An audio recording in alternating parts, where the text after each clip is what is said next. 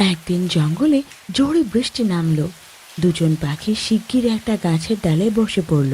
হঠাৎ একটা জোরে হাওয়া এলো, যার কারণে গাছের একটা ভারী পাতা শোন পাখির ওপরে পড়ল আর ও মাটির কাদার মধ্যে গিয়ে আটকে গেল।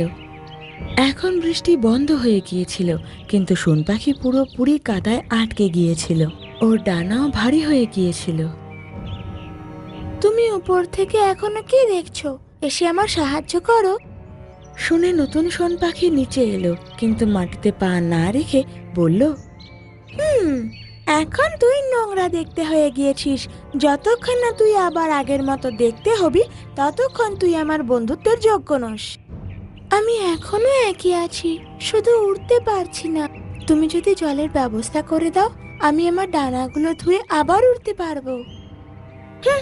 কিন্তু তুই তো এখন আমার বন্ধু নস, তাই আমি তোর জন্য জল আনতে কেন যাব? হতেই তো পারে যে জলে স্নান করার পরেও তোমার গায়ের রং এরকমই কালো থেকে গেল। তো আমি যাচ্ছি। এটা বলেও চলে গেল। আর তখনই শোন পাখির নিজের পুরনো বন্ধুর কথা মনে পড়তে লাগলো।